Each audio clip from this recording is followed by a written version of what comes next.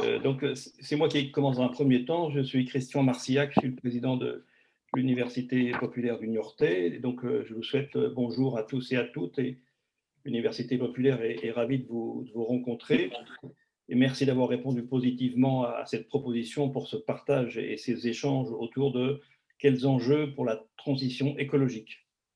Cette conférence lance un cycle. Elle sera donc suivie. Pardon, excusez-moi. Elle sera donc suivie de 2 autres sessions. Et à la fin de la conférence, on vous donnerai les différentes informations.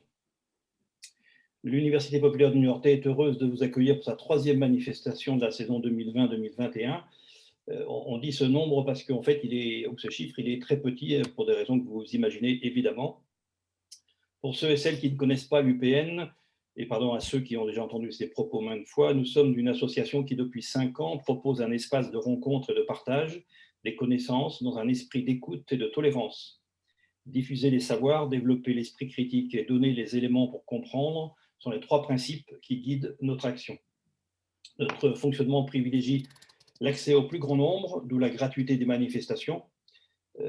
C'est surtout vrai quand c'est en présentiel. Et de fait, nos intervenants sont bénévoles et souvent locaux. Nous n'avons pas de lieu fixe, ce qui nous conduit, lorsqu'on ne fait pas de visioconférence, à un certain nomadisme sur l'agglomération niortaise. Et vous pouvez toujours nous rejoindre pour soutenir nos actions en adhérant à l'association. Et bien pour ça, allez sur notre site de l'UPN. Ce soir, nous avons le plaisir d'être en compagnie de Dominique Aymon pour nous parler d'énergie. Dominique est ingénieur, à l'École centrale de Lyon, et titulaire d'un master degré de l'Université de Berkeley en Californie. Il a travaillé pendant plus de 30 ans chez Michelin, où il a été très impliqué dans les projets mondiaux sur l'avenir de la mobilité et sur l'introduction de l'économie circulaire dans le groupe. Il a terminé sa carrière en tant que directeur de la communication scientifique et technique pour l'ensemble du groupe. Ce cycle de conférences a été suggéré par Dominique lui-même, qui est venu vers l'UPN pour nous le proposer, ce qui nous arrive parfois. Nous avons notamment été séduits par le côté didactique des présentations, qui par ailleurs correspondait à un de nos sujets en devenir. Et donc, juste avant de donner la parole à Dominique, quelques consignes classiques dans ce genre de manifestation pour la bonne tenue de la conférence en ligne. Donc, merci de laisser votre micro coupé pour éviter les bruits ambiants. Le bouton du micro est normalement sur les ordinateurs en bas à gauche. Pour la vidéo, c'est la même chose. C'est un geste de transition écologique que de couper sa vidéo, ça permet de moins consommer. Et donc, au moins à la fin, pendant des échanges ou pour nous saluer à la fin, on remettra et le micro et la vidéo pour ceux qui le souhaitent. Pendant l'exposé de l'intervenant, qui va avoir lieu très bientôt, vous allez être invité à poser des questions ou à faire des remarques. Pour cela, vous disposez en bas de l'écran, toujours sur les ordinateurs, le bouton « Converser ». N'hésitez surtout pas à écrire dans cet espace et valider quand vous avez terminé. À l'issue de la présentation ou avant la fin, je reprendrai vos questions ou remarques et le cas échéant, je les regrouperai pour les poser à Dominique. Voilà pour les consignes. Si c'est OK pour tout le monde, je donne la parole à Dominique qui va nous partager son écran. Moi, il faut que je l'autorise à le faire. Voilà. Non, c'est pas ça qu'il faut que je fasse. Excusez-moi.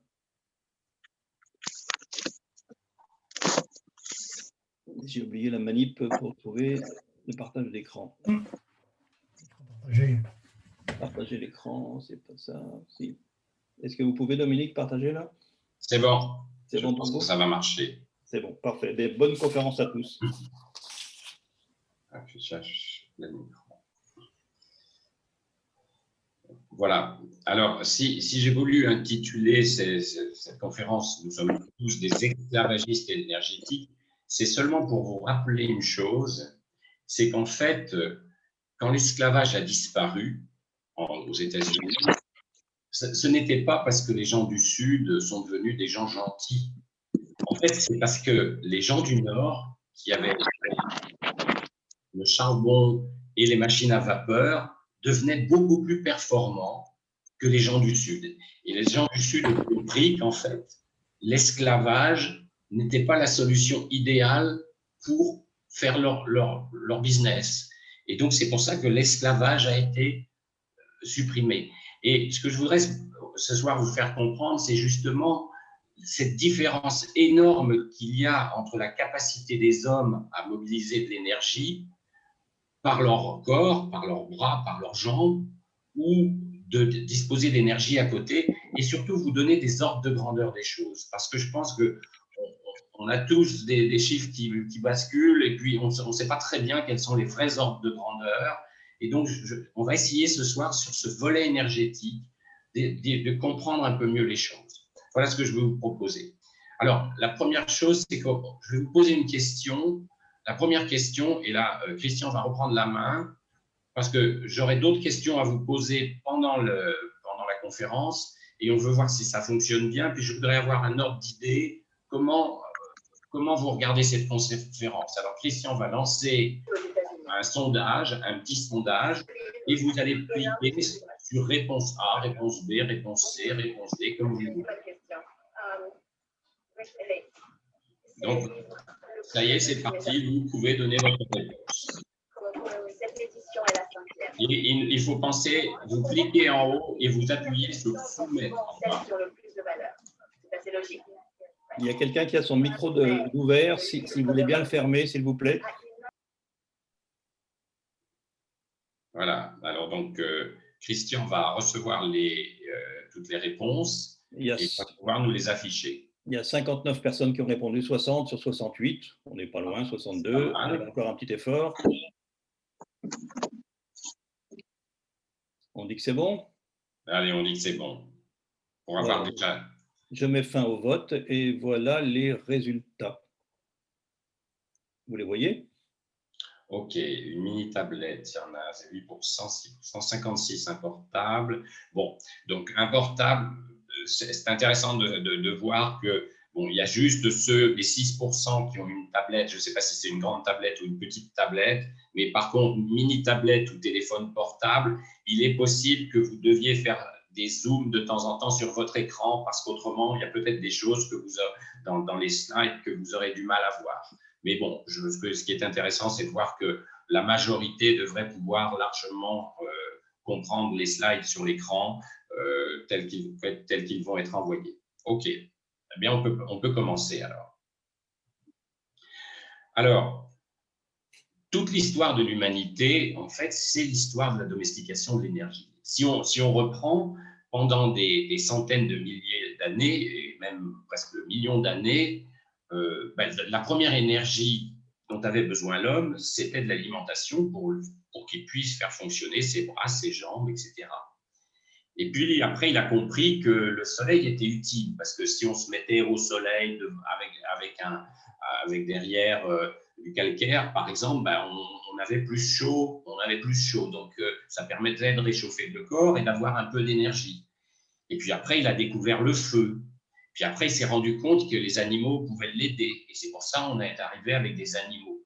Et donc là, ça augmentait sa capacité. Et plus on a d'énergie, plus on est capable de faire des choses, puisque c'est le propre même de l'énergie. Et puis ensuite, on a compris que le vent pouvait être utile aussi. Ah, il y a encore quelque chose. Puis l'hydraulique, et puis le pétrole est arrivé témoin 6000 chez les Sumériens. On oublie ça, mais quand même, les Sumériens avaient le pétrole, mais ils l'utilisaient plus pour calfeutrer leur bateau.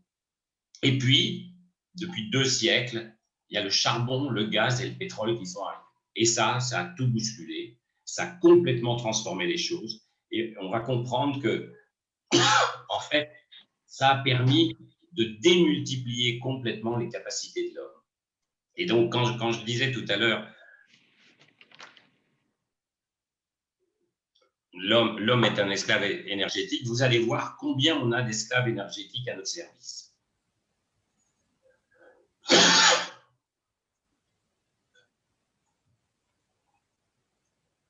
Alors, je vais vous poser une autre question avant de commencer aussi. Quelle est la source d'énergie qui, pour vous, a le plus augmenté en quantité au cours des 20 dernières années, et ça au niveau mondial? Parmi toute la liste que je vous donne, est-ce que vous pouvez me dire, d'après vos connaissances, ça me permettra de savoir où vous en êtes dans vos connaissances.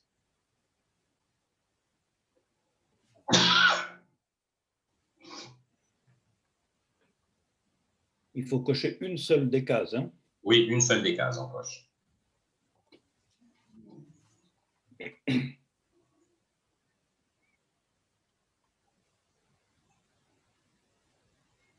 Et vous appuyez sur soumettre. Là.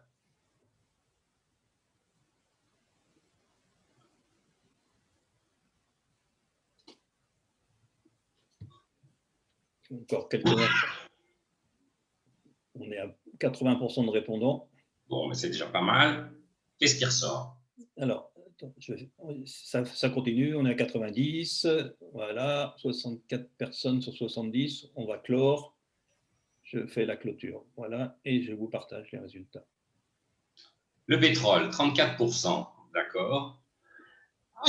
Deuxième, le charbon, 22%. Alors, les éoliennes, 16% et le soleil, 11%. Ce qui est intéressant de voir, c'est que c'est très dispersé. Donc, ça veut dire que là-dedans, tout le monde n'a pas la bonne réponse, puisqu'il n'y a qu'une seule réponse qui est la bonne réponse. Et ça veut donc dire que finalement, sur un sujet aussi important que le sujet de l'énergie, on a de très mauvaises connaissances. Finalement, on connaît peu de choses. Pourquoi? Parce qu'on ne nous fait pas partager ces choses-là. Et la bonne réponse, en fait, c'est le charbon. Le charbon n'est pas une énergie du passé, puisque le charbon, et particulièrement avec la montée en régime de la Chine, mais aussi de l'Inde, eh bien, le charbon est l'énergie qui a le plus augmenté depuis les 20 dernières années. Et ça, le charbon, c'est 6 fois plus de croissance que le photovoltaïque, par exemple. C'est 14 fois plus de croissance que l'éolienne. Donc, le charbon n'est pas une énergie du passé, hélas, parce qu'on verra après les conséquences que ça a. Mais aujourd'hui, c'est encore le charbon qui a qui a fait la plus forte croissance dans le monde.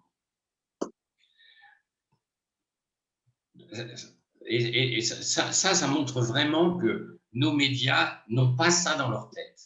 Parce que s'ils avaient les idées claires là-dessus, ils ne nous donneraient pas des informations qui sont fausses et qui ne nous permettent pas vraiment de comprendre.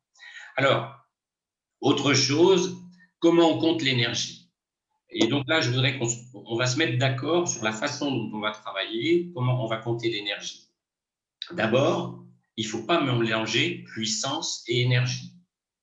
Combien de fois j'entends qu'une éolienne fait 4 MWh, alors qu'on veut dire 4 mégawatts.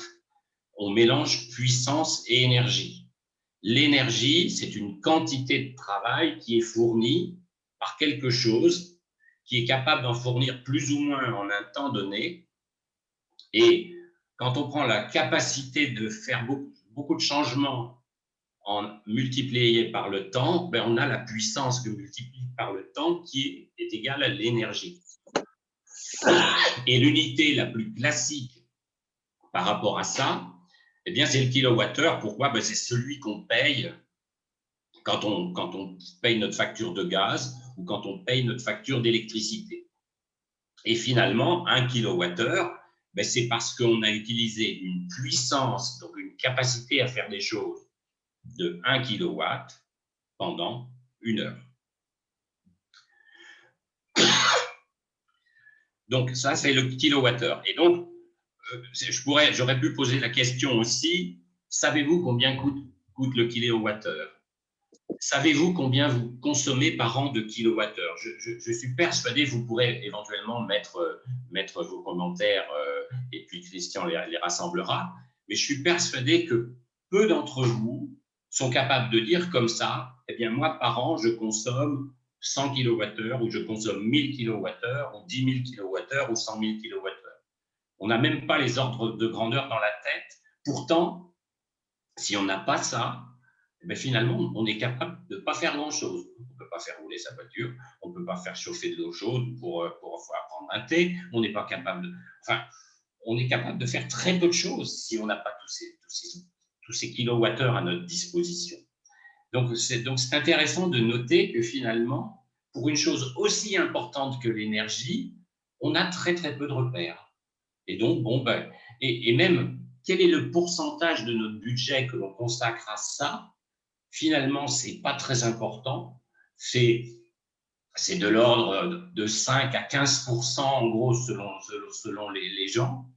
Et c'est relativement faible par rapport à tous les services que ça nous rend. Alors, si maintenant on prend le point de départ qui est la machine énergétique humaine, qu'est-ce qu'elle est capable de faire, elle? Mais là, je vous donne deux exemples. Ce qu'on est capable de faire avec nos mains, avec nos bras, ou bien ce qu'on est capable de faire avec nos jambes. Et ce que vous pouvez voir ici, c'est qu'en fait, avec nos bras, eh bien, si on faisait un trou, ou avec du sable, par exemple, qui est rempli de sable, et qu'on veut remonter tout le sable, 6 mètres cubes de sable, de 1 mètre, la quantité en kilowattheure que ça représenterait, ce serait 0,05 kWh. Si on voulait prendre 20 kilos, les mettre sur notre dos et monter de 0 à 2000 mètres d'altitude, il nous faudrait dépenser 0,5 kWh. Et si je donne l'ordre de grandeur du prix d'un kilowattheure, c'est quoi? C'est autour de 20 centimes d'euros. Donc vous vous rendez compte, 0,5 kWh, si vous deviez payer quelqu'un pour monter 20 kilos sur son dos, sur 2000 mètres d'altitude, et que vous lui donnez seulement 10 centimes d'euros, il ne va pas être très satisfait. Donc on voit qu'on a maintenant une quantité d'énergie qui démultiplie complètement les capacités de l'homme et à des prix totalement dérisoires. On dit que l'énergie est chère, mais ce n'est pas vrai. L'énergie n'est pas chère par rapport au prix que coûterait de demander à des hommes de faire la même chose. Et c'est ça toute l'évolution. Et c'est pour ça aussi que l'esclavagisme a disparu. Parce que ça coûte beaucoup moins cher de payer des litres de carburant, de payer du charbon, pour faire les transformations que l'on veut faire par rapport à payer des hommes à faire ça. Et c'est vraiment important d'avoir ces ordres de grandeur en tête pour se dire, ah oui, c'est OK. Je donne 20 centimes d'euros pour avoir, alors 0,05, il faut multiplier ça par 20 pour pouvoir avoir l'équivalent de 20 personnes qui travaillent pendant 1 heure pour moi pour remonter de la Terre. Autre exemple, 1 litre de carburant. 1 litre de carburant, c'est en gros de 9 à 10 kWh d'énergie thermique ou 2 à 4 kWh d'énergie mécanique. C'est ça l'ordre de grandeur. Ça veut dire que c'est, pendant une journée de 8 heures, 6 paires de jambes à notre service ou 60 paires de bras. Et ça, on ne le paye que 1,50 €, et même moins que sur le gazole en ce moment. Donc, on dit que le gazole est cher. Mais regardez, 1 litre de gazole, c'est l'équivalent de 60 paires de bras sur une journée de 8 heures. Et 6 paires de jambes sur une journée de 8 heures. Et on trouve que c'est cher. Donc là, quand on voit ça par rapport à ce que c'était il y a des milliers d'années, c'est sûr, ça a été une démultiplication d'énergie extraordinaire. Autre exemple, pour voir, là aussi, on roule à 100 km/h avec une voiture qui consomme 6 litres au 100. Eh bien, l'ordre de grandeur de ce que l'on a à notre service à ce moment-là, c'est 280 paires de jambes ou 2800 paires de bras. Voilà. Pendant tout le temps, on roule à 100 heures sur une autoroute, eh bien, voilà l'ordre de grandeur des choses. C'est comme si on avait 2800 paires de bras à notre service. Et là encore, 6 litres au 100 sur 100 km, 6 litres d'essence, 6 x 5, 30, 6 fois 1,5, pardon, 7 € pour avoir toutes ces paires de jambes et toutes ces paires de bras à notre service.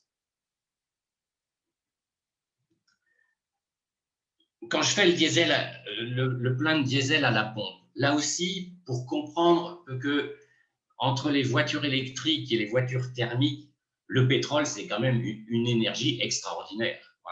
C'est une énergie qui, dans un volume très faible, nous donne 10 kWh dans un volume de 1 litre.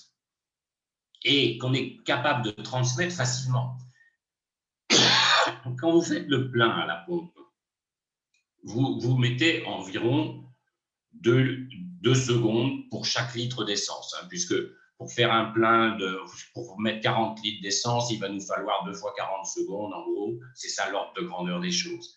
Donc, ça veut dire que à chaque fois qu'on passe à la pompe, au travers de notre main, puisqu'en fait, on tient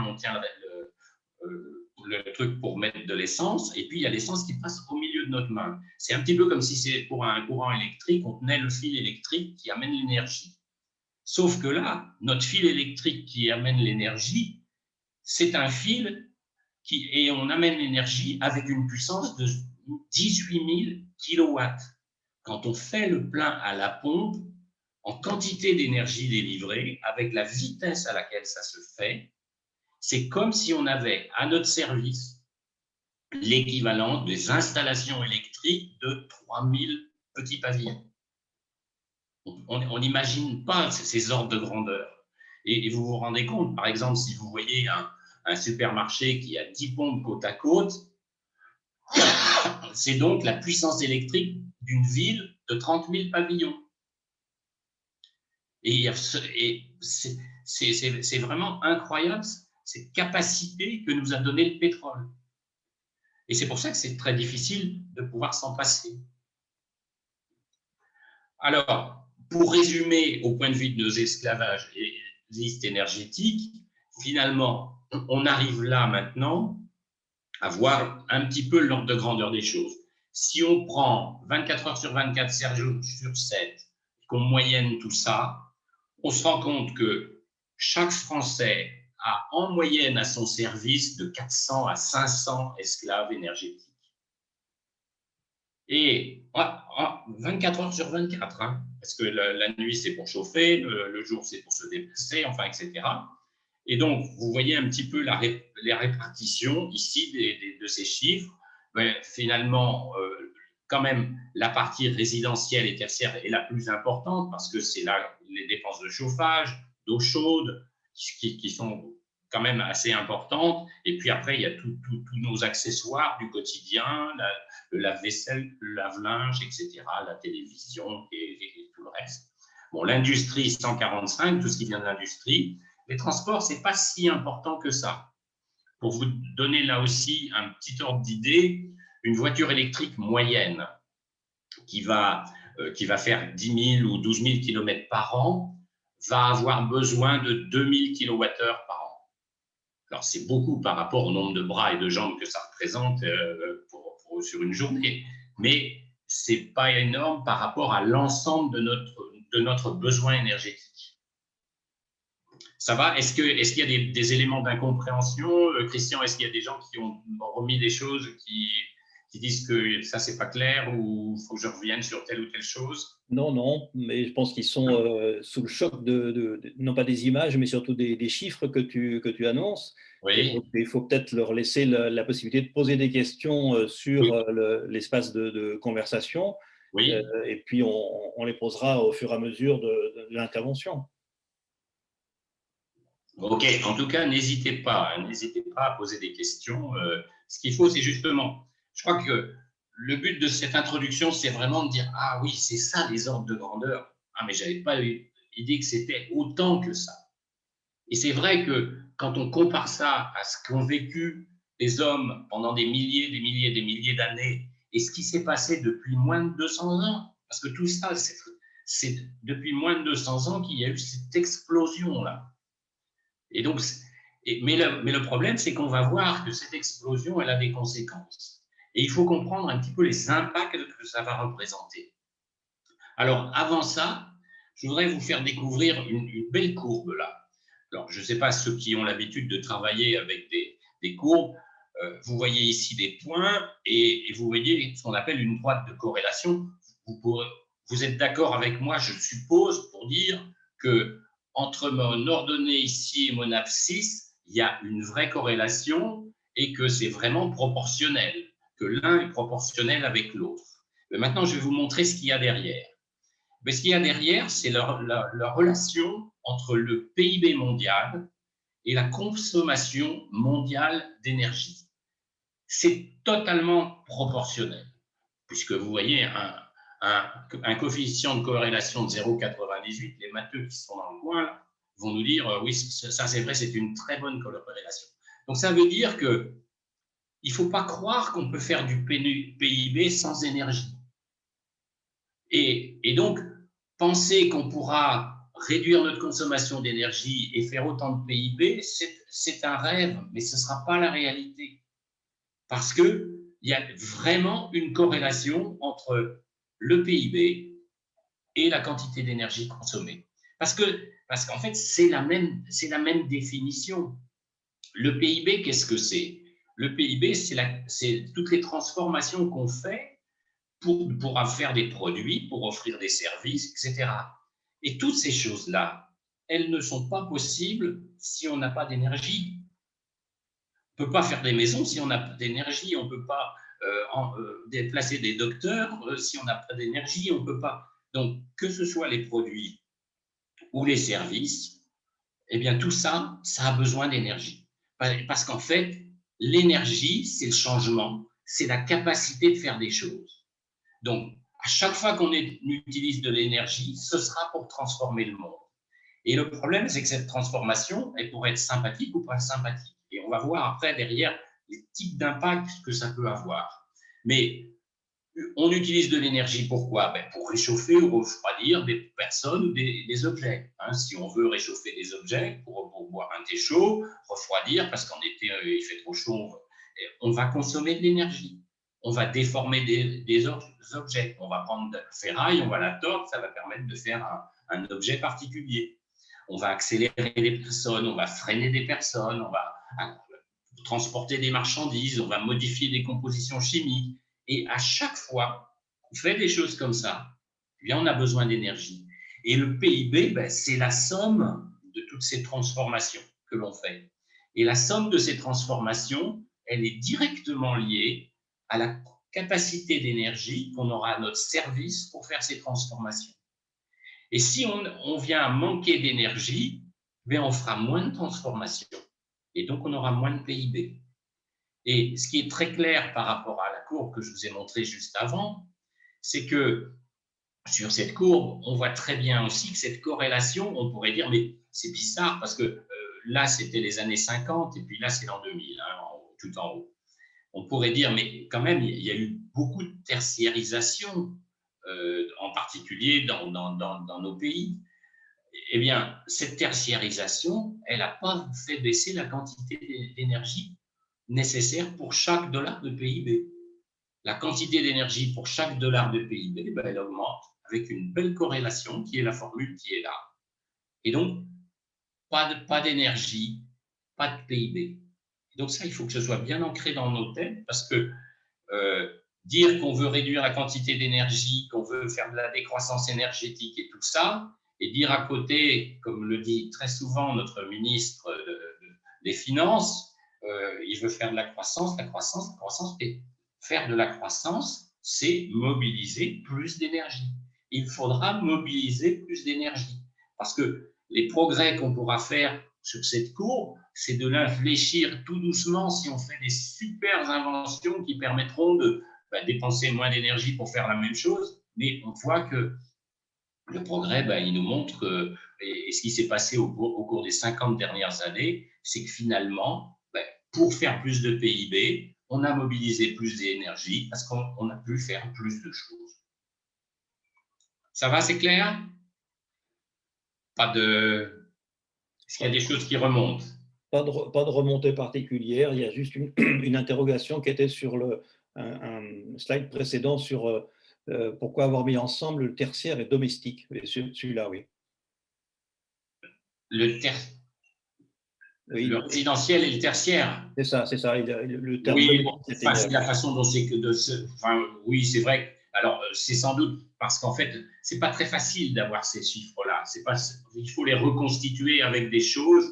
Et en fait, c'est parce qu'on n'avait pas les éléments pour pouvoir les différencier. Ça c'est Carbone 4. Carbone 4, c'est Jean-Marc Jancovici qui montre ça. Je ne sais pas combien connaissent dans ceux qui écoutent Jean-Marc Jancovici, mais c'est l'un des experts français vraiment les plus hauts, enfin, sur ce genre de sujet. Il fait partie du Haut Conseil pour le climat. Et donc, il a une société qui a compris qu'en fait, ce qu'il faut, c'est pas mesurer les euros et les dollars. Ce qu'il faut, c'est mesurer la quantité d'énergie qu'on utilise. Et la quantité d'énergie qu'on utilise nous donnera la quantité de transformation qu'on est capable de faire dans notre monde.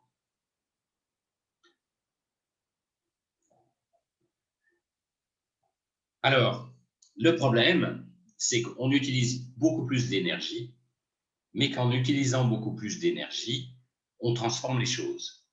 Et donc, on ne peut pas dire qu'on peut obligatoirement, on aura des impacts. Ces impacts seront plus ou moins forts, mais à chaque fois qu'on va utiliser de l'énergie, on va faire quelque chose qui va modifier le monde. Et ce que je voudrais que vous compreniez là maintenant, c'est qu'en fait, il y a 3 grands domaines dans lesquels on peut structurer nos impacts. Et tous nos impacts, on peut les mettre dans une de ces 3 boîtes. Tout ce qu'on fait, on peut trouver. Soit on épuise des ressources qui ne sont pas infinies. Par exemple, je brûle du bois.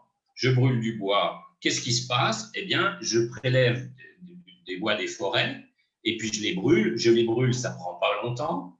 Et puis, par contre, il faut 50 ans pour les reconstituer. Donc, on épuise des ressources qui ne sont pas infinies. Pareil pour le pétrole, pareil pour l'acier, pareil pour… donc, on pioche dans un stock de matières premières, on stocke d'énergie, et puis, à un moment donné, il n'y en aura plus. Sauf si c'est renouvelable et que ça se renouvelle au rythme où on le consomme. Mais aujourd'hui, on n'est pas dans ces ordres de grandeur. Alors, ça, c'est le premier impact. Deuxième impact, c'est l'impact sur la santé humaine et la biodiversité. Alors ça, les maires des villes le connaissent bien parce que c'est souvent ce sur quoi leurs électeurs les jugent, de dire « mais comment on ne respire pas à Paris ?» Il faut absolument trouver des solutions, donc il faut interdire que les poêles à Paris parce qu'il y a des particules fines qui vont polluer l'air. Il faut interdire les diesels parce que les diesels, il y a des particules fines et il y a des oxydes d'azote qui nous empêchent de bien respirer, etc. Et puis ainsi de suite, ainsi de suite, ainsi de suite. Donc ça veut dire que là, le monde politique, en général, est très centré sur les impacts sur la santé humaine et la biodiversité. Alors que c'est plutôt le monde économique qui, lui, est centré sur l'épuisement des ressources naturelles. Parce qu'en fait, une entreprise qui n'a pas d'énergie, elle ne peut pas faire de travail. Et donc, elle ne peut pas faire de PIB. Et donc, les entreprises, là, le monde économique, il est très branché sur l'épuisement des ressources naturelles. Mais il est moins fasciné par les impacts sur la santé humaine et la biodiversité. Et il est encore moins fasciné sur le troisième volet, qui est différent. Et il est important de bien séparer ce qui est le dérèglement climatique et le changement climatique, le réchauffement de la planète. Il faut bien voir que là, on n'est pas dans un phénomène de pollution, au sens de pollution de l'air ou pollution de l'eau. C'est qu'on change l'état d'un système, qui est le système Terre, et donc que le système Terre devient plus chaud et perd l'équilibre qu'il avait atteint depuis pas mal de temps. Et là, on se rend compte que le politique, il a du mal à vouloir prendre ça à son compte et que l'économique, il n'a pas tellement envie parce que ça va à l'encontre de ce qu'il fait. Donc là, on a un vrai souci sur ces 3 boîtes parce que ces 3 boîtes, finalement, chacun peut trouver un petit peu là où il veut mettre ses priorités. Et c'est un exercice que je vous propose, faites-le avec vos amis autour de chez vous. Vous, de temps en temps, alors en ce moment, c'est difficile de faire des dîners pour en discuter ensemble, mais ça reviendra peut-être. Mais posez la question autour de vous et dire, allez, je vous donne 100 000 $ pour pouvoir faire avancer l'une de ces 3 causes. Comment vous répartissez votre argent? Est-ce que vous mettez 33, 33, 33 ou est-ce que vous mettez 100 sur les ressources naturelles, 100 sur la santé humaine ou 100 sur… et c'est très intéressant de faire discuter les gens autour de ça, parce que ça aide à comprendre comment ils comprennent leurs priorités. Et l'épuisement, l'impact sur la santé humaine, c'est souvent du court terme local, alors que le dérèglement climatique, c'est du long terme et pas tout de suite. Donc, ça dépend si on raisonne à long terme ou si on raisonne à court terme. Et c'est pour ça que le politique qui est élu sur quelques années, lui, son univers, c'est quelques années. Son horizon, c'est quelques années. Et donc, il va le mettre la priorité beaucoup plus sur le volet du milieu. Alors que l'économique, lui, de toute façon, il sait que s'il n'a pas de ressources naturelles, s'il n'a pas de cuivre, s'il n'a pas de machin, etc., mais il ne pourra pas faire des objets, il ne pourra pas les vendre et ça ne marchera pas. Donc, c'est pour ça que le domaine économique, lui, la première boîte, il a bien compris qu'il en a besoin, il veut tout faire pour continuer. Par exemple, je ne me souviens plus comment ça s'appelle là en Guyane pour extraire de l'or, le projet extraordinaire qu'il y a pour aller chercher de l'or à je ne sais pas combien de mètres sous terre, enfin un truc délirant, quoi. Et et là, le monde économique, il ne s'intéresse pas trop à la boîte santé humaine et biodiversité et des règlements climatiques. Hein. Donc, vous voyez, c'est bien d'avoir compris qu'il y a ces trois boîtes et qu'en fait, en fonction de la personne avec qui vous parlez, vous vous rendrez compte que lui, il met plutôt ses priorités là-dessus ou ses priorités là. Alors, on ne va pas passer trop de temps sur le dérèglement climatique parce que ce sera l'objet de la deuxième conférence qu'on fera dans 2 semaines. Hein, c'est ça? Oui, c'est ça. Voilà, donc ça, on viendra beaucoup plus en détail là-dessus pour avoir une bonne compréhension des choses. Ça mérite d'avoir un chapitre tout seul sur le côté des règlements climatiques. Mais donc, si on revient à l'énergie et ces trois boîtes, vraiment essayer de bien retenir ceci. Et on va prendre des exemples dans notre vie quotidienne pour comprendre comment, dans ce qu'on fait, ça impacte l'un ou l'autre. Premier exemple, alors avant ça, juste, je ne sais pas s'il y a des climato-sceptiques dans la salle. Bon, s'il y en a, on pourra discuter de ça lors de la prochaine réunion. Mais juste ici, je voudrais vous montrer quand même un document que je trouve quand même assez extraordinaire.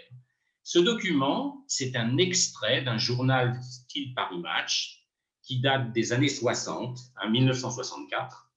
Et en 1964, la compagnie Humble, qui est une compagnie américaine du groupe Exxon et Esso, qui donc vendait du pétrole. Et donc, ils étaient très fiers d'annoncer que chaque jour, Humble fournit suffisamment d'énergie pour faire fondre 7 millions de tonnes de glace. Et ils étaient très fiers de dire, voilà, nous, on est capable de faire ça. Alors, c'est vrai que maintenant, leurs avocats ne sont pas très fiers que ce truc-là a été retrouvé, parce que c'est difficile de dire que le pétrole, l'activité humaine n'a pas de rôle sur le changement climatique quand on a fait des publicités qui disaient ça, quoi. Ça devient un petit peu difficile. Donc, c'est juste un clin d'œil que je voulais vous livrer. Et vraiment, quand j'ai vu ce document, j'ai trouvé ça trop extraordinaire pour ne pas vous le montrer. OK? Alors, maintenant, je vais vous poser une autre question. Alors là, il va falloir bien réfléchir. Nous sommes en France. Donc, vous prenez le contexte français, pas américain, pas allemand, etc. Vous êtes en France. Vous habitez un petit pavillon. Et dans ce pavillon, vous êtes chauffé au gaz. Vous avez entendu à la radio que c'était bien de mettre des ampoules très basse consommation et qu'il fallait aller vers là pour justement sauver la planète, comme on dit aussi souvent. Je déteste cette expression-là. Donc, pour sauver la planète, vous avez dit, je vais faire un bon geste, je vais prendre mes anciennes ampoules et je vais les transformer en ampoules à très basse consommation. Alors, ce que je voudrais que vous me disiez, je vous propose, si je fais ça, qu'est-ce qui se passe? Est-ce que c'est bon pour la planète? Réponse A. Est-ce que c'est bon pour mon portefeuille? Réponse B. Est-ce que c'est bon pour la planète et mon portefeuille? Réponse C. Ou réponse D, c'est ni bon pour la planète, ni pour mon portefeuille. J'aimerais bien avoir vos réponses à cette question-là. Alors, bien sûr, c'est valable sur toute l'année, hein, donc globalement sur l'année, et voilà, j'ai fait ça, et qu'est-ce qui se passe? L'année suivante, ou sur les 12 mois glissants, est-ce que j'aurais gagné de l'argent et j'aurais fait un bon geste pour la planète, ou est-ce que ce sera bon, j'aurais gagné de l'argent, mais c'est pas bon pour la planète, ou est-ce que c'est bon pour la planète, mais j'aurais pas gagné d'argent? Quelle est votre réponse? Alors, on a à peine 60% de personnes, ça y est, 60% qui ont répondu. Ah, là, il nous en faut plus de réponses, là. Ça vient, ça vient, ça vient. Ah oui, il nous en faut plus, mais il faut bien réfléchir, hein. On est à 80% bientôt. Voilà, 85% de réponses. Les dernières arrivent. Je pense que c'est bon. C'est bon? C'est bon. Donc, je mets fin Bien, au vote. alors, moi j'ai hâte de voir les chiffres. Et voilà les résultats. C'est bon pour la planète, 10%. Ah bon, alors les gens sont déçus. C'est ni bon pour la planète, ni pour mon portefeuille. Ah, ben ça c'est intéressant que ça arrive à ce niveau-là. En fait, sur le long terme, c'est bon pour mon portefeuille quand même, sur le long terme. Mais c'est vrai qu'il faut du temps avant de retrouver ses petits. Par contre, ça fait finalement qu'ils disent que c'est pas bon pour la planète. Donc là, je suis étonné qu'on ait autant de réponses. Mais je veux quand même parcourir avec vous la réponse à tout ça. Je ne sais pas si c'est la compréhension que vous en avez. Mais bon, je suis surpris de ces réponses, mais c'est bien d'avoir eu ces réponses-là. Alors, qu'est-ce qui se passe? Et c'est là où, en fait, je vais pouvoir revenir à mes 3 boîtes et les effets un peu que ça a. Acheter des ampoules. Oui, il y a quelques... Pardon? C'est quelqu'un qui est arrivé récemment et que je n'avais pas coupé son micro, je viens de le faire. D'accord.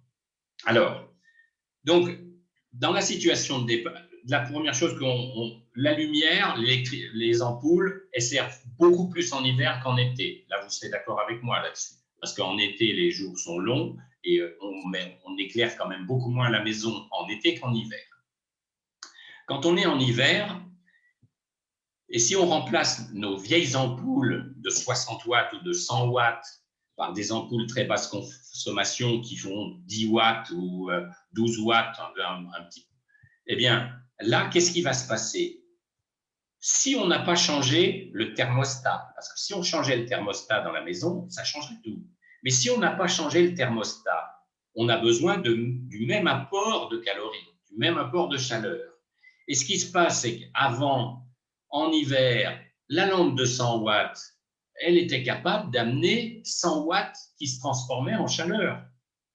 Alors que quand vous la remplacez par une ampoule très basse consommation, vous avez, et que vous laissez la même température pour votre logement, ça veut dire que c'est la chaudière à gaz qui va faire la différence. Et donc, vous allez plus faire fonctionner votre chaudière à gaz, mais vous aurez des ampoules qui délivrent moins de chaleur, mais qui consomment moins d'électricité.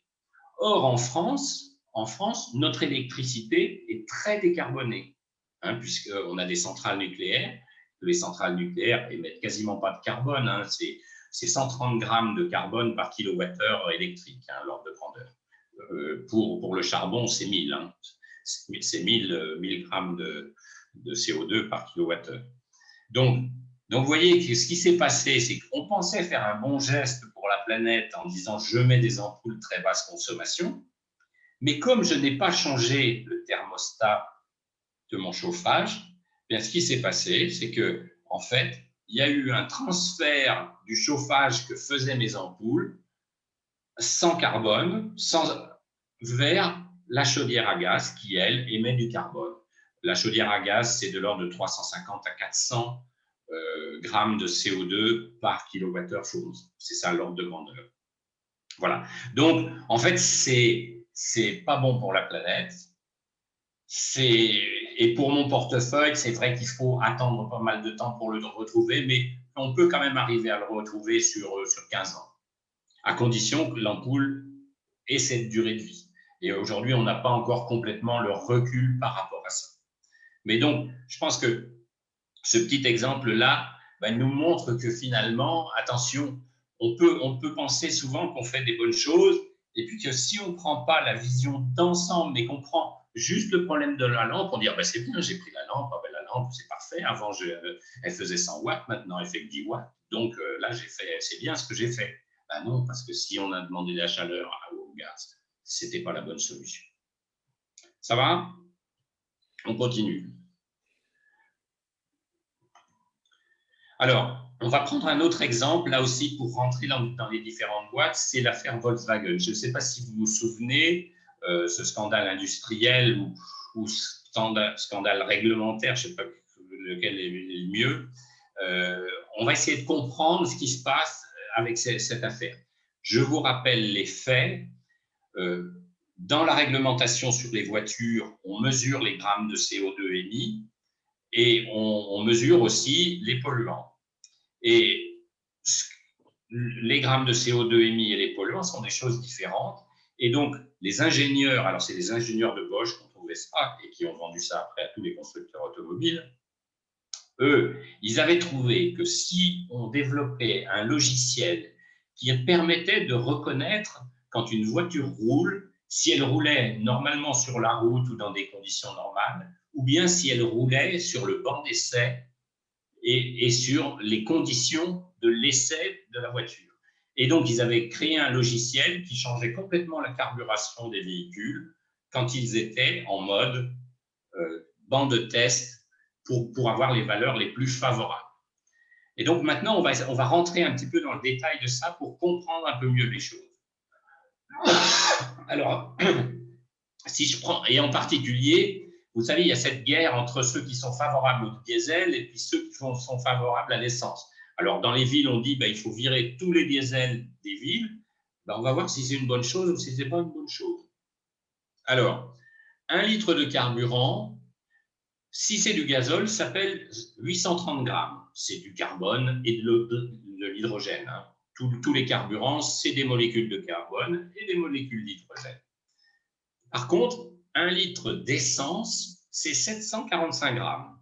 Et 1 litre de gazole, et comme finalement la quantité d'énergie est directement proportionnelle à la quantité de chaîne carbone qu'il y a dans le carburant, on voit que quand on a 830 grammes, on a plus de carbone, et donc on aura plus de kilowattheures fournis. 10 kilowattheures dans le cadre du gazole et 9 kilowattheures dans le cas de l'essence. Ce que ça veut dire aussi, c'est que en fait, on ne devrait pas payer, c'est une aberration de payer le gazole moins cher que l'essence. Parce que le gazole, il a un contenu énergétique qui est supérieur à l'essence. Et on paye pourtant, c'est comme si on disait, il y a des petites bouteilles de gaz, des grosses bouteilles de gaz, et on paye les grosses bouteilles de gaz moins cher que les petites bouteilles de gaz. Donc, c'est une aberration, ça.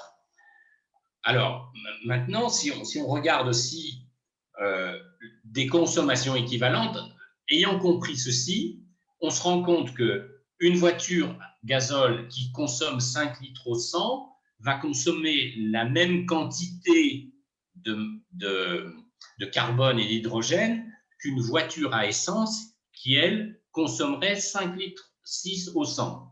Donc, c'est normal qu'une voiture à essence consomme plus en litres au 100 qu'une voiture diesel. Par contre, le diesel a quand même un avantage supplémentaire, c'est comme le moteur diesel fonctionne à très haute pression, il a un rendement qui est bien meilleur, et c'est pour ça qu'on arrive même à des écarts de consommation entre gazole et puis essence qui sont supérieurs à ça.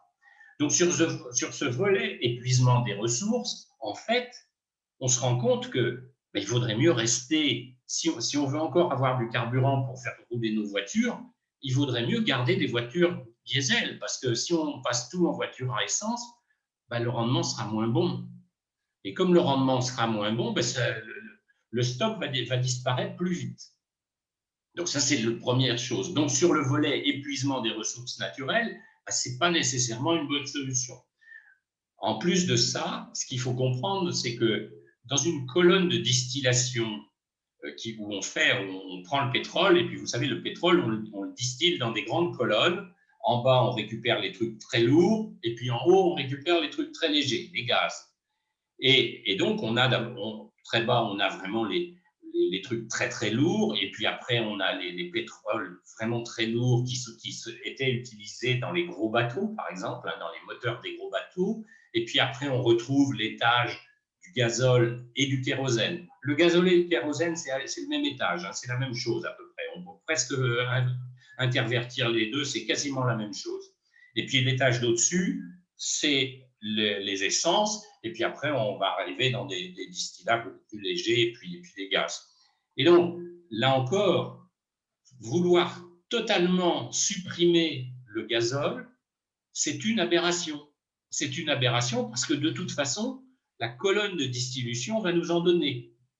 Alors, sauf si tous les bateaux qui avant fonctionnaient avec les fuels lourds, et comme ces fuels lourds contenaient aussi du soufre, maintenant, c'est qu'il a vraiment est un polluant. Et ce soufre, maintenant, il est interdit. Tous n'ont pas pu obtenir des moteurs qui fonctionnent avec du fuel désoufré, et donc ils ont basculé vers le gazole. Donc, ça augmente la quantité de gazole qui est consommée par les bateaux. Mais par contre, si on supprime tout le gazole qui est consommé par les voitures, on aura un problème parce que qu'est-ce qu'on fera des distillats dans la colonne qui correspondent à ce niveau-là? On ne saura pas quoi faire avec et on n'aura pas assez d'essence. Donc, c'est très dangereux de partir comme ça en disant « Allez, il faut supprimer toutes les voitures diesel ». C'était très bien pour les gens des villes, et pour les gens des campagnes qui font beaucoup plus de kilomètres, c'est une aberration. C'est une aberration totale parce que finalement, c'est beaucoup plus efficace. Et c'est vrai qu'on va voir maintenant que sur le deuxième volet, eh bien là par contre, c'est vrai, dans les villes, le gazole a un handicap par rapport à l'essence. Parce que, en particulier, le gazole émet des particules fines, et ces particules fines sont un vrai problème dans les villes. Donc, vouloir réduire les voitures diesel dans les villes, oui, ça se comprend. Les gens qui roulent en ville et puis de temps en temps dehors de la ville, peut-être que ce sera des voitures électriques ou hybrides rechargeables qui seront des meilleures solutions pour eux. Mais par contre, pour les gens qui habitent en campagne, c'est aberrant de supprimer les véhicules diesel. Parce que dans les petites villes comme Niort, c'est rare quand même qu'on ait des difficultés à respirer à cause des gaz d'échappement du diesel. C'est très, très rare. Donc là aussi, il faut faire attention. À partir comme ça, plein pot dans une direction, on oublie les fondamentaux et on peut se retrouver, finalement, il reste du gazole, on ne sait plus quoi en faire, ou bien on a fait ça et puis les consommations augmentent et puis les gens, ils ne sont pas contents. Ils ne sont pas contents parce que finalement, on augmente les consommations. Deuxième volet. Troisième volet, sur le volet du réchauffement climatique. Alors là, on voit que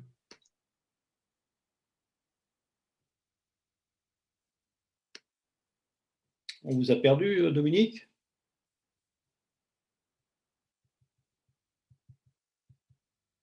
Ah.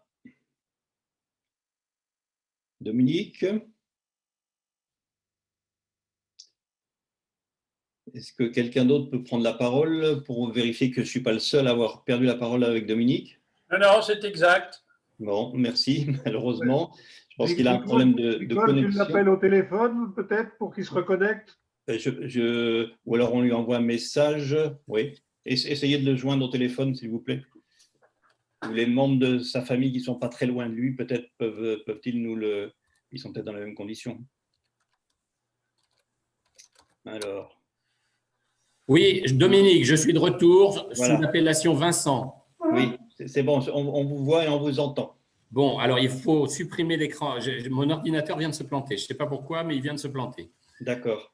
Mais j'avais un backup ordinateur, donc je vais ouvrir par là. Il faut que je retrouve maintenant un manque d'énergie, peut-être. Oui, c'est peut-être le manque d'énergie. Alors, je ne sais pas s'ils vont fonctionner au diesel, etc. Mais je suis en train il faut que je revienne maintenant ici. Ah, mais Dominique, la prochaine fois, il faut prendre un pédalier. Hein. Ben oui, c'est ça. Mais il va falloir calculer combien ça fait d'énergie, là, tout ça. Hein. Ou avoir beaucoup d'amis. Non, Voilà, vous alors êtes capable attendez, de nous faire pédaler. il faut que je commande, mais je ne veux pas sortir du mode plein écran. Voilà, ici je suis, mode plein écran, il faut que je revienne. Vous n'êtes plus en mode plein écran, hein, vous l'avez quitté le mode. Voilà, hop. Université populaire. Hop, économie, énergie, et je prends ça.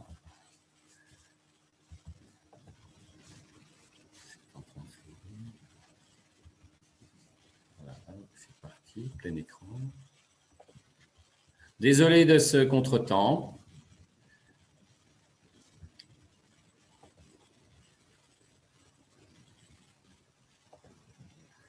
Voilà, et maintenant il faut que je revienne sur Zoom. Ici, il faut que je revienne sur Zoom et que je partage mon écran. Je partage mon écran. Voilà, ça va marcher. Ça va marcher. On est de retour. Vous êtes de retour dans des conditions similaires précédentes. Alors, Pour moi, en tout cas. D'accord, j'espère que pour les autres, c'est la même chose. Peut-être Oui, c'est bon aussi. des messages pour Oui, vous oui, dire oui. si, Il y a des pouces qui se sont levés et donc ça a l'air de fonctionner. Donc, je reviens là où j'étais. Voilà, ici. Donc, j'étais là. Oui. Et donc j'étais en train de dire, donc, un litre de gazole donc, qui contient plus de carbone, eh bien, il émettra plus de CO2 qu'un litre d'essence.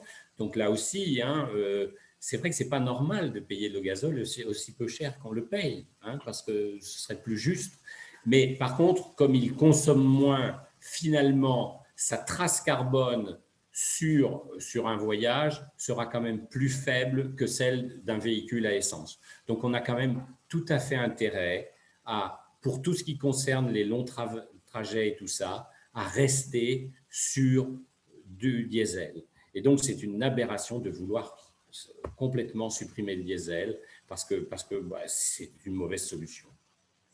Donc, là, par ces exemples-là, vous voyez qu'il est important de bien comprendre ces trois boîtes et de surtout ne pas dire qu'il n'y en a qu'une qui est importante. Il faut penser aux trois et penser ça globalement. Maintenant, on va regarder les quantités d'énergie qui sont consommées et les différentes choses. Alors, je ne sais pas si vous savez, mais on parle souvent d'énergie primaire et d'énergie finale. Et on parle de sources d'énergie et on parle de vecteurs énergétiques. Par exemple, l'électricité n'est pas une source d'énergie parce que, enfin, dans la nature, on n'en trouve pas. Si, peut-être par les orages, mais bon, vouloir essayer de récupérer l'énergie électrique des orages, là, il y a du boulot, hein, puis c'est un petit peu dangereux quand même comme histoire. Hein. Donc là, on voit la différence entre une source d'énergie, le pétrole, c'est une source d'énergie, le gaz, c'est une source d'énergie, les noyaux fissiles, c'est une source d'énergie, et après, on va les transformer, et on va pouvoir les transformer en vecteurs d'énergie. L'hydrogène, par exemple, dont on parle beaucoup aujourd'hui, ce n'est pas une source d'énergie. L'hydrogène, on n'en trouve pas dans la nature. Alors, si certains vont me dire, oui, au Gabon, ou je ne me souviens plus où, en Afrique, on en a trouvé un petit peu, mais c'est des quantités très, très faibles. Et aujourd'hui, l'hydrogène, il est fait, en fait, avec du gaz. Et il émet beaucoup de CO2. Donc, on voit bien les énergies primaires et on transforme ces énergies primaires en énergie finale qui vont être utilisées dans les voitures, dans les frigos, dans les camions, etc. Et on va les trouver donc sous forme de boulets, on va les trouver sous forme de carburant raffiné dans la colonne de distillation dont je parlais tout à l'heure, on va les trouver sous forme de gaz purifié, nettoyé, etc., sous forme d'électricité, vapeur et tout ça. Et ce qui est important de comprendre, c'est que déjà cette transformation-là peut coûter des quantités d'énergie très importantes, puisqu'on peut avoir des pertes qui sont faibles, 5%, et là on est dans le cas de l'hydraulique par exemple. L'hydraulique, les barrages et tout ça, quand ça passe en électricité, on perd très très peu d'énergie. Par contre, si on prend du charbon pour faire de l'électricité, alors là on a des pertes de 60, même supérieures à 60%, et si on rajoute là-dessus le transport du charbon, on est des valeurs justement de 75%. Donc, énergie primaire, énergie finale, pour après utilisation. Et là aussi, dans l'utilisation finale, ben là encore, on peut avoir des pertes très importantes. Alors, si c'est juste passer de l'électricité à un poêle électrique, il y aura très peu de pertes. Mais par contre, si on prend du carburant et qu'on le transforme en une voiture qui roule, ben on a des rendements moyens qui sont de 20% seulement. Donc, ça veut dire 80% de pertes. Bon, une voiture qui roule en ville, c'est ça les ordres de grandeur. Une voiture qui va rouler sur une autoroute, elle aura quand même un peu plus de rendement, on va aller vers des rendements de 30%. Mais on voit que finalement, dans cette chaîne, il y a beaucoup d'énergie qu'on prend au départ et qui ne se retrouve pas à l'arrivée. Et que donc, ça consomme beaucoup plus que ce qu'on pense au départ. Alors, quelles sont les énergies primaires aujourd'hui qu'on utilise dans le monde? Et c'est là où il faut bien comprendre que le monde, ce n'est pas la France. Et vous verrez que quand on regardera les chiffres de la France, on arrivera à des choses très différentes. Dans le monde, vous voyez que le charbon, c'est quand même un petit tiers de l'énergie primaire utilisée dans le monde. Le pétrole, un gros tiers. Le gaz, un quart. L'hydroélectricité, le nucléaire, vous voyez qu'il est relativement faible en énergie primaire. Et alors, c'est étonnant de voir, on parle des éoliennes ou du photovoltaïque et tout ça, et qui représentent presque rien du tout. Donc, si on voulait que les éoliennes remplacent toute la boîte qui est là, vous vous rendez compte un petit peu du nombre d'éoliennes qu'il faudrait? Puis de toute façon, on n'y arrivera jamais. On n'y arrivera jamais parce que les éoliennes, c'est de l'intermittence. Et puis, à chaque fois qu'on met des éoliennes, eh bien, il faut mettre quelque chose derrière en backup. Les Espagnols, eux, mettent du gaz. Les Allemands mettent du charbon. Et puis, chacun, en fonction de son contexte, fait ce qu'il veut pour compenser le fait que les éoliennes et les panneaux solaires, ils ne tournent pas tout le temps quand on a besoin d'énergie. Donc, le charbon, vous voyez qu'il n'a pas disparu. En France, il a quasiment disparu. Mais dans le monde, ça reste un tiers de l'énergie qui est utilisée dans le monde en énergie primaire. Si maintenant, on regarde comment ça s'est empilé au cours du temps, ce qu'on voit en fait, c'est qu'il n'y a pas eu de substitution. À chaque fois, on n'a fait qu'ajouter. Pourquoi? Parce qu'on voulait utiliser plus d'énergie. Et en voulant utiliser plus d'énergie, eh bien, on a mis les uns sur les autres. Donc, vous voyez en bas le bois. Alors, le bois a baissé, mais c'est aussi le bois a baissé parce qu'on fait beaucoup de déforestation. Et puis, quand on enlève un arbre qui a 80 ans, il ne va pas revenir tout de suite, quoi. Donc, c'est pour ça que vous voyez la courbe du bois qui a baissé.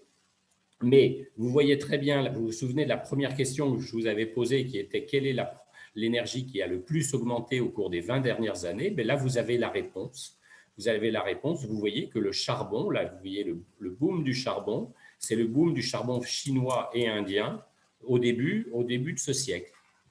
Et après, on voit les autres. Mais pareil, dans les énergies que l'on appelle renouvelables, qui sont l'hydroélectricité, on voit que finalement, c'est quand même l'hydroélectricité qui reste beaucoup plus importante que ce qu'on appelle les nouveaux renouvelables, c'est-à-dire panneaux solaires et puis les éoliennes. Et les éoliennes. Donc, voilà un petit peu la photographie de comment a évolué la distribution de l'énergie dans le monde. Et on voit que finalement, là, ça part à 1888, en un siècle, on est passé de 5000 kWh par habitant, c'est par habitant au niveau mondial, à 20 000 kWh. Donc, on a multiplié par 4 l'énergie qui était au service des êtres humains en un siècle, un peu plus d'un siècle. Si on voit ce chiffre descendre aussi, c'est parce qu'en fait, c'est la quantité de bois par habitant moyen. C'est bien le chiffre par habitant. Parce que si on faisait le chiffre de l'énergie au niveau mondial sans prendre en compte l'évolution de la population, toutes les courbes montraient au ciel. Là, Alors, troisième ou quatrième question, quelle est l'énergie primaire la plus utilisée en France? Allez, vous répondez A, B, C, D, comme pour les autres sujets. C'est parti, ça roule. Ça roule?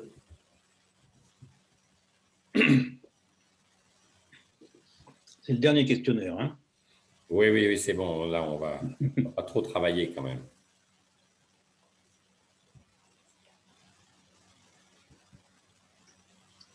C'est Allez, bien, allez. Dominique essaye d'éviter d'épuiser notre énergie. Eh oui, voilà, exactement. Voilà, on a 87%, Bon, c'est bon, on 88%, peut c'est afficher bon. alors. Donc, je mets fin au vote et je vous présente les résultats. Ah, eh bien, c'est le nucléaire.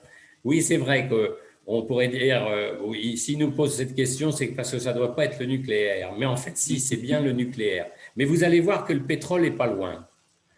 C'est ce que disent les participants aussi, d'ailleurs. Exactement. Donc là, finalement, autant au niveau mondial, on n'avait pas les idées claires, mais par contre, au niveau de la France, on a les idées plus claires. Et je trouve ça très bien de voir quand même qu'il y a pas mal de gens qui ont compris qu'il n'y a pas que l'électricité dans le mix énergétique qu'il faut prendre en compte, mais qu'il faut prendre en compte les autres aussi.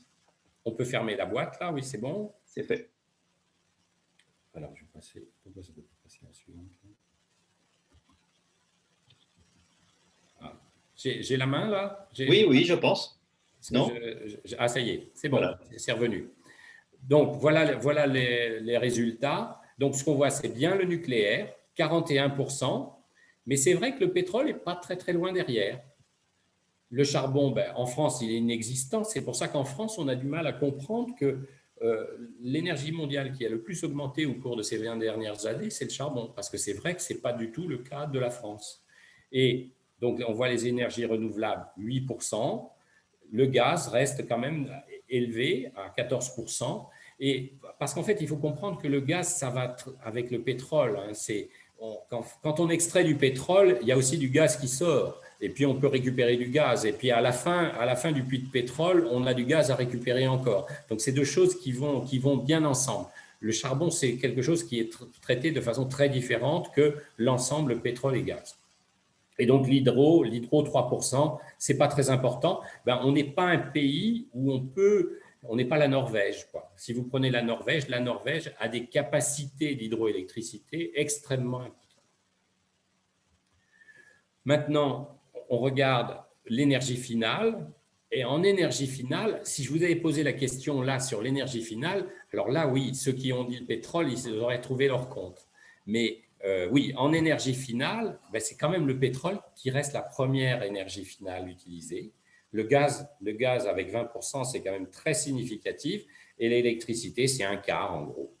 Et chose intéressante à regarder, ce qu'on appelle les énergies renouvelables thermiques, ben, c'est le bois. Hein, c'est le bois en particulier. Et ça reste quand même quelque chose de beaucoup plus important.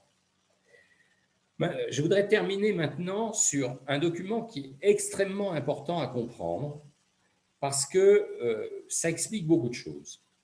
Ce qu'on appelle l'EROI, l'Energy Return on Invested, ça exprime combien de kilowattheures je suis capable de récupérer quand j'investis 1 kilowattheure d'énergie. Quand les Rockefeller en Pennsylvanie ont commencé à faire des trous dans la terre et avec du pétrole qui jaillissait, faire les trous leur coûtait pas très cher. Et pour chaque unité d'énergie qu'ils utilisaient pour faire ces trous, ils récupéraient 100 barils de pétrole. Donc, un baril de pétrole investi, 100 barils de pétrole récupérés. Donc, vous comprenez qu'avec des rendements comme ça, je ne sais pas s'il y en a beaucoup d'entre vous qui sont capables de faire des placements où quand ils mettent 1 euro, ils récupèrent 100 euros. Hein. Je pense qu'il n'y en a plus beaucoup qui sont capables de faire ça maintenant. Hein. Et donc là, c'est pour ça que les Rockefeller sont devenus les personnes les plus riches du monde, parce que vraiment, c'était des rendements extraordinaires. L'hydroélectricité est très intéressante aussi, puisqu'elle est au même niveau. Par contre, il y a des investissements de départ qui sont extrêmement lourds, et puis aussi, on n'est pas capable partout de faire des barrages. Le charbon aux USA, dans les premiers charbons qui étaient des charbons de surface que l'on récupérait, on avait aussi des rendements extrêmement intéressants. C'était très, très juteux. Et c'est pour ça que les États-Unis continuent encore, et aussi les Russes Les Russes utilisent beaucoup de charbon. Le charbon, c'est États-Unis, Russes et puis Australie. C'est ça les trois pôles principaux. Et là, on a aussi des héroïs qui sont très bons encore. Mais on commence à épuiser tous ces stocks de charbon qui étaient vraiment très accessibles. Et dans ce qu'on appelle le charbon actuel, c'est donc des choses où il faut descendre beaucoup plus en profondeur. Et là, pour descendre beaucoup plus en profondeur pour aller les chercher, il faut utiliser beaucoup plus d'énergie pour aller les chercher. Et donc, on se retrouve avec des héroïs. On investit un baril et puis on en récupère 30 pour le Golfe Persique. On investit une unité d'énergie pour les charbons et on en récupère 30. Mais c'est encore sympathique. C'est pour ça que les gens du Golfe, quand même, arrivent à bien s'en sortir. Et puis, on voit que les milliardaires, il y en a pas mal là-bas quand même. Maintenant, si on regarde l'éolien, déjà, on commence à voir que ça baisse. L'éolien, sans prendre en compte les coûts de stockage. Parce que le problème sur les énergies qui sont intermittentes, c'est que si on ne compare pas ça avec le coût du stockage, on est un petit peu à côté de nos pompes. Parce que, donc là, on voit que l'EROI, il n'est plus à 30 ou il n'est plus à 100. Il est à 18. Et puis, quand on va aller chercher le pétrole à 2000 mètres ou 3000 mètres de profondeur dans la mer, là, il y a beaucoup d'énergie à dépenser au départ. On n'est plus au centre de Pennsylvanie.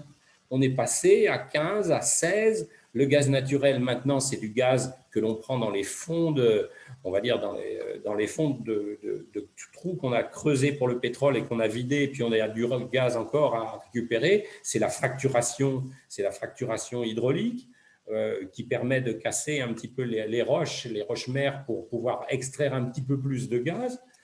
Le solaire photovoltaïque, vous voyez qu'il est à peine à 10. Le solaire, avec stockage, il passe à 7, 8, avec difficulté. Alors, catastrophe, les schistes bitumineux en Alberta, alors là c'est des rendements très, très faibles. Et c'est pour ça, d'ailleurs, qu'aucun gagne de l'argent actuellement. Ils ont fait des prêts importants et aucun gagne de l'argent. Et les agrocarburants qu'on est en train d'essayer de nous vendre, il faut faire attention parce que les agrocarburants, les rendements sont détestables. Enfin, quand on pense que Total est en train de fermer une de ses raffineries pour pouvoir la transformer pour faire des agrocarburants avec les fruits des palmiers à huile qui vont venir d'Asie. On va les transporter en bateau ici pour faire de l'agrocarburant. Et le rendement énergétique de ceci, alors certes, on aura un carburant, c'est pratique d'avoir un carburant où vous avez vu tout à l'heure que dans 1 litre de carburant, on a quand même 10 kWh, qui sont à notre service. Bon, ça, c'est fabuleux. Mais d'un autre côté, le rendement, ce ne sera jamais rentable, ces choses-là. Donc là, il faut faire attention parce qu'on est en train de prendre des voies qui sont des voies, on peut dire, c'est extraordinaire, les agrocarburants, c'est bien, c'est renouvelable, ça va être formidable. Mais d'une part aussi que si on passe, si certains d'entre vous sont allés en Malaisie voir comment c'est les kilomètres et les kilomètres de palmiers à huile, la biodiversité, ça n'existe plus du tout. Et dans ma boîte du milieu, on détruit tout. Et en France, pour faire des agrocarburants, soit avec des betteraves et tout ça, on va mettre beaucoup de pesticides, on va traiter les sols qui ne sont pas bons du tout, et pour traiter ces sols, et le résultat, c'est que sur la boîte du milieu, certes, on sera capable d'obtenir de nouveaux carburants, mais d'un autre côté, au point de vue impact sur la santé humaine et la biodiversité, bonjour les dégâts. Donc, je pense que ce document résume bien la problématique énergétique où il faut avoir compris que l'énergie facile, c'est terminé et qu'on ne pourra plus avoir les rendements énergétiques qu'il y a eu et qu'on ne pourra plus, et que les énergies que l'on aura, elles auront aussi d'autres impacts, soit des impacts sur le réchauffement climatique, soit des impacts sur la santé humaine et la biodiversité. Et que donc là, on a vraiment des travaux à faire pour avancer dans ces directions. Donc, Dominique, il y a une question qui apparaît sur le slide précédent. Elle concerne, ça fait une interrogation sur qu'en est-il du nucléaire? Alors, le nucléaire, il est à 15. Il est à 15, le nucléaire. C'est-à-dire 1 kW. 1 kWh investi donne 15 kWh. D'accord. Donc, il est comme le pétrole en eau profonde, il est comme le gaz naturel, etc. Par contre, le nucléaire, il a un gros avantage sur la boîte de droite, hein, sur la… Je vais passer, voilà. Le nucléaire, ben, il est sur cette boîte-là, il a un gros avantage parce que le nucléaire, c'est l'énergie qui émet le moins de CO2. Ça émet moins de CO2 que les panneaux photovoltaïques sur toute leur vie et que les éoliennes. Donc là, c'est vraiment l'avantage du nucléaire. Il est sur le dérèglement climatique et sur l'impact sur la santé humaine et la biodiversité. Là, on n'est plus dans des impacts au quotidien, on est sur des impacts de risque qui sont des impacts de type différent. Et au point de vue épuisement des ressources, on a suffisamment de ressources pour pouvoir faire du nucléaire encore longtemps si on veut. Est-ce que ça répond à la question? J'ai l'impression que la personne peut prendre ton micro, Martine. Oui, ça répond. Oui, ça répond au recyclage prêt, peut-être. Le nucléaire, enfin, c'est-à-dire on peut dire la fin de vie, la fin de vie des produits du nucléaire, on ne rentre pas dans des phases de recyclage, on rentre dans des phases de préservation. Oui, hein, ok. Oui. Donc, et ces phases de préservation, donc elles coûtent cher, et c'est pour ça d'ailleurs, l'EROI que je vous mets à 15, il prend en compte ça. Il prend en compte le trou qu'il faut faire à Bure pour pouvoir les enfouir, hein, pour pouvoir les mettre au fond. Donc, il prend en compte tout ça. Et c'est pour ça que son rendement, autrement, le rendement serait bien meilleur que ça. On serait à des 50 hein, si on ne prenait pas tous les autres choses à côté. Il y a une autre question sur le quid des énergies marémotrices. Alors, les énergies marémotrices, en EROI, elles seront moins bien même que les éoliennes. Et il y a beaucoup de problèmes de corrosion.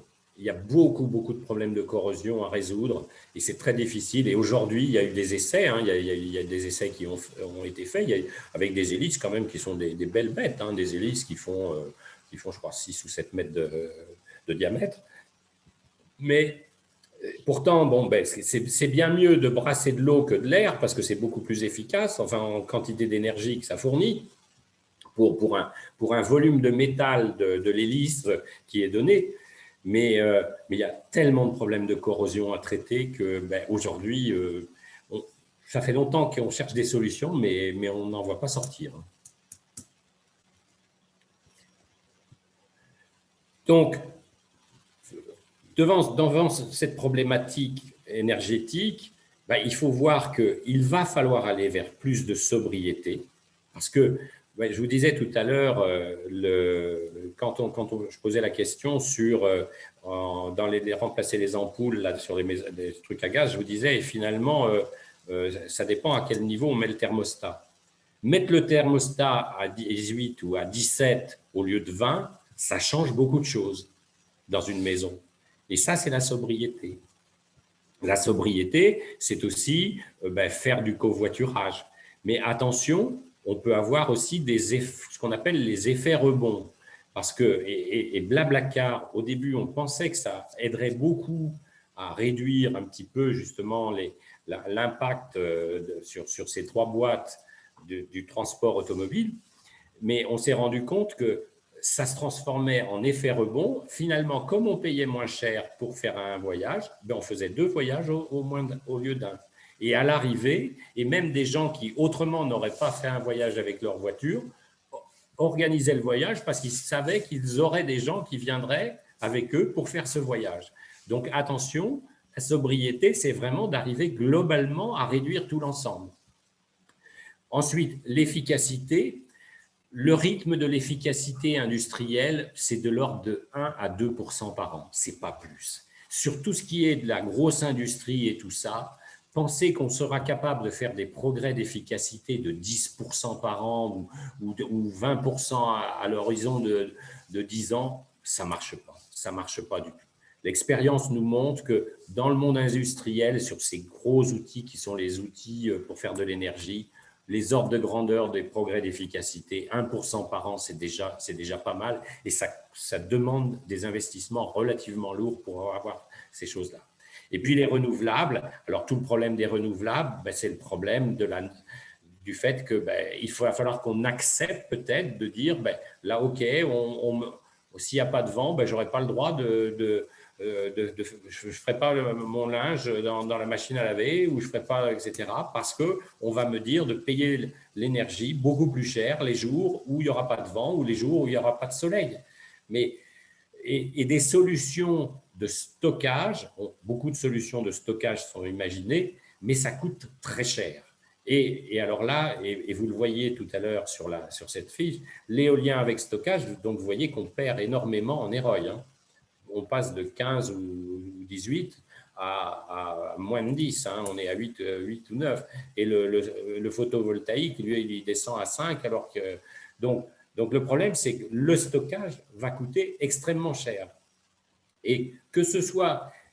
Dès qu'on fait alors, certains disent, oui, mais en faisant du stockage local, on sera moins cher. Et en fait, non, les faits montrent que ce n'est pas le cas.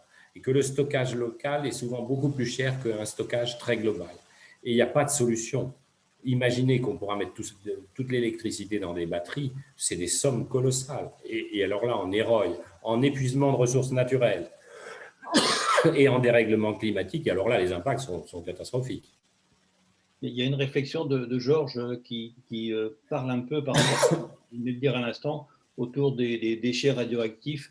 Peut-être vous pouvez prendre la parole, Georges. Oui, merci. C'est juste une information. Il y a des études actuellement qui sont menées à Berkeley pour utiliser les déchets radioactifs en des quantités extrêmement réduites dans des piles dont les durées de vie seraient extrêmement longues et des piles qui pourraient être utilisées dans des machines ou dans des véhicules courants. Voilà. Oui, alors, bon, là je ne connais pas ce sujet-là. Je peux juste ajouter une chose qui pour moi, je trouve est intéressante à regarder aussi. C'est surtout, vous savez qu'il y a eu un prix Nobel de physique récent, là, qui a inventé les lasers super pulsés, là, avec des pulses extrêmement courts, mais très, très énergétiques, des quantités énergétiques phénoménales en des temps infinitésimaux. Et ils sont en train de travailler parce que là, ils pourraient casser les grosses molécules des déchets radioactifs et donc ça supprimerait la radioactivité de ces déchets. Et là, pour moi, c'est une piste qui me semble extrêmement intéressante à regarder aussi. Ce n'est pas une piste qui va se mettre en route du jour au lendemain, mais c'est extrêmement intéressant de voir qu'on sera peut-être capable de traiter les déchets radioactifs pour supprimer leur radioactivité ou la rendre à des niveaux qui sont plus faibles que la radioactivité du sol. On n'a pas d'autres questions pour l'instant. Il est 22 heures passées. Est-ce que vous étiez au terme de votre présentation, si j'ai bien compris ? Tout à fait, oui. Donc, est-ce que d'autres questions viennent ? C'est le cas pendant que je parle. On demande le rôle pour le nucléaire aux déchets dénucléarisés. Oui, en fait, ce ne sera pas énorme parce que c'est des pulses énergétiques qui sont très, très puissants, mais qui durent vraiment des temps très, très courts. Enfin, c'est des millionièmes ou de millionièmes de secondes. Et en fait, ça ne va pas représenter des consommations énergétiques très fortes globalement pour détruire les choses. Donc, le ROI serait plutôt positif.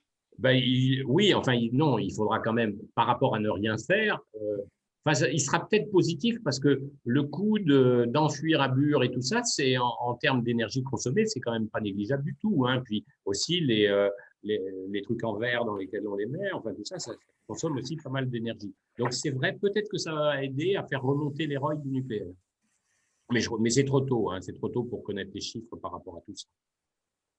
Christian, juste une proposition à M. Aymon.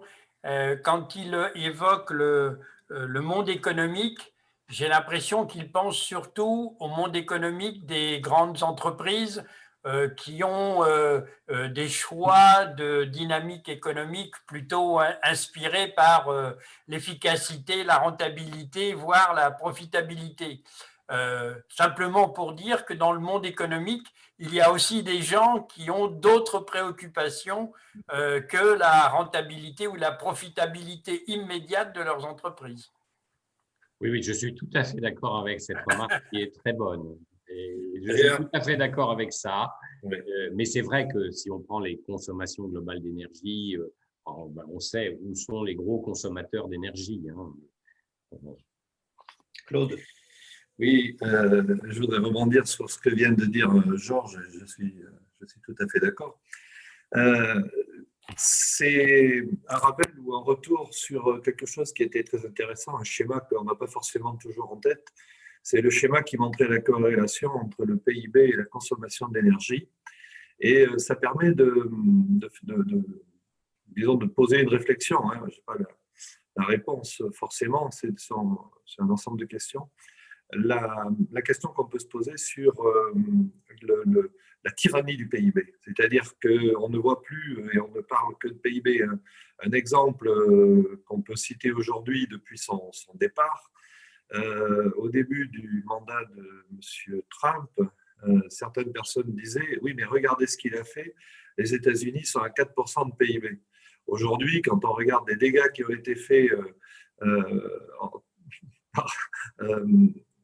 dans cette même période, par rapport à des effets de montée des inégalités, les problèmes de cohésion, enfin, tout ce que vous avez pu, on a été bien informés là-dessus récemment, on s'aperçoit que le PIB, par rapport à ce que pourrait être, on dira, le plaisir et le bonheur de vivre sur cette planète, c'est certainement pas le seul indice. Et d'ailleurs, aujourd'hui, on a de plus en plus d'économistes et surtout de sociologues qui font des comparaisons entre les pays au travers de l'IDH, par exemple, l'indice de développement humain qui prend en compte des aspects de santé, des aspects d'éducation, et qui montre, lorsqu'on compare les PIB et les IDH, des choses absolument fantastiques. Par exemple, on a en proportion plus de gens qui savent lire et écrire au Sri Lanka qu'aux États-Unis. Je dis bien en proportion.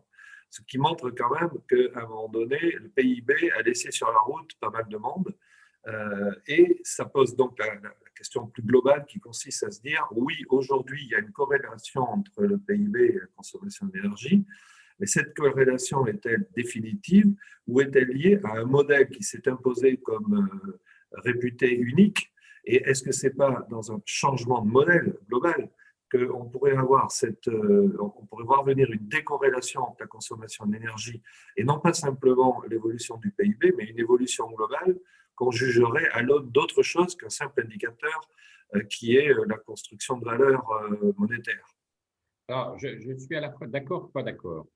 Je suis d'accord sur le fait que les choses qu'il faut regarder, c'est surtout pas de dire qu'il faut regarder que le PIB. Mais par contre, ces solutions vers lesquelles il faut qu'on aille, parce qu'il ne faut pas oublier des choses fondamentales aussi qui sont que les 10% les plus riches consomment 50%, et nous en faisons partie, hein, tous là, ce soir, consomment 50% des ressources énergétiques de la planète. Parce que les 10% les plus riches émettent 50% des émissions de CO2. Et que, oui, on peut aller vers des choses, mais ça voudra dire aussi qu'il faudra de la sobriété. Et donc, il faudra accepter de la sobriété. Et cette sobriété, ça va faire baisser la quantité d'énergie. Donc, je ne suis pas sûr que ça changera beaucoup la corrélation.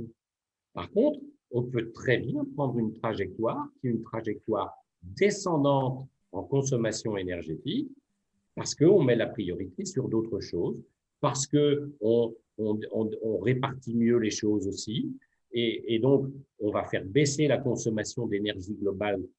Et donc, peut-être que ça va faire baisser aussi le PIB en même temps, mais ce n'est pas ça qu'on regardera. On regardera tout ce que vous dites.